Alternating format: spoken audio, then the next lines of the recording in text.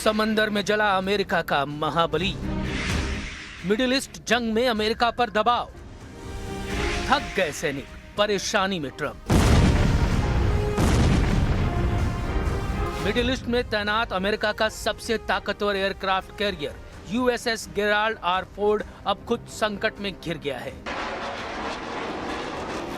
कभी समुद्री दैत्य कहे जाने वाले इस जहाज पर लगी आग ने अमेरिकी ताकत की असली हालत उजागर कर दी है। पिछले हफ्ते जहाज के लॉन्ड्री सेक्शन में लगी आग को बुझाने में 30 घंटे से ज्यादा का समय लग गया। आग पर तो काबू पा लिया गया, लेकिन इसके बाद जो हालात बने उसने इस महाबली की कमजोरियां सामने ला दी। 30 घंटे तक चलता रहा सुपर कैरियर। 600 सैनिक बेघर, फर्श पर सोने को मजबूर। आग के बाद 600 से ज्यादा अमेरिकी सैनिकों के बिस्तर जल गए। हालत यह है कि अमेरिकी सैनिक फर्श और टेबल पर सोने को मजबूर हैं। धुएं की वजह से कई सैनिकों को सांस लेने में परेशानी हो रही है, जबकि कुछ सैनिकों के घायल होने की भी खबर है। तबाह हुआ जहाज का लॉन्ड्री सिस्टम। न कपड़े धुल रहे, न टॉयलेट चल रहे।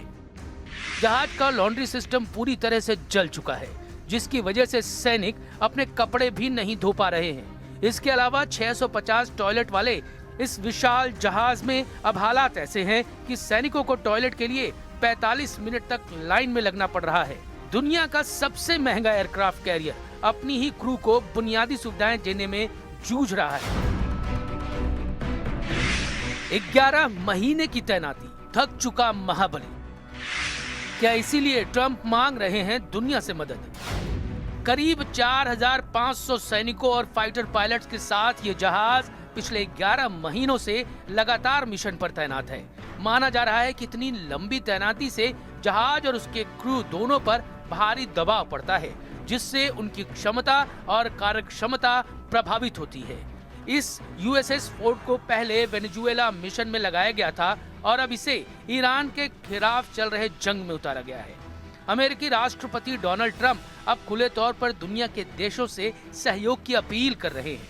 मिडिल ईस्ट में बढ़ते तनाव और जमीनी हालात को देखते हुए ऐसा माना जा रहा है कि अमेरिका को अब अपने सहयोगियों की जरूरत पहले से ज्यादा महसूस हो रही है। ताकतवर दिखता अमेरिका अंदर से कमजोर।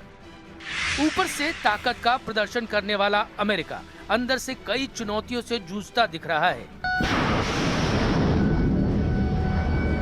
यूएसएस गेराल्ड फोर्ड की ये तस्वीरें साफ इशारा कर रही हैं कि लंबी जंग सिर्फ दुश्मन को नहीं बल्कि खुद की ताकत को भी कमजोर कर देती है। दुनिया भर के देश धीरे धीरे अमेरिका के खेमे से सरकने लगे हैं। ऐसे में मिडिल ईस्ट में जंग को मंजिल तक पहुंचाने का दावा करने वाले ट्रंप को पहले अपनी चुनौतियों से निपटना होगा, नहीं तो इस युद्ध में उनके लिए टिका रहना बेहद मुश्किल हो जाएगा। देखिए, ईरान में ट्रंप के मिशन को लेकर बड़े सवाल खड़े हो गए हैं। दावे क्या क्या किए जा रहे हैं, क्या सवाल खड़े हुए, वो हम आपको दिखाते हैं। पहला ये कि ये जो ईरान में सत्ता परिवर्तन ट्रंप चाहते थे वो नहीं हुआ। खामनेई सरकार तो अभी भी मजबूती से खड़ी हुई है। दूसरी बड़ी बात कि ईरान की जो परमाणु क्षमता है उसको खत्म करने का जो लक्ष्य रखा था वो भी पूरा नहीं हो सका है ट्रंप का।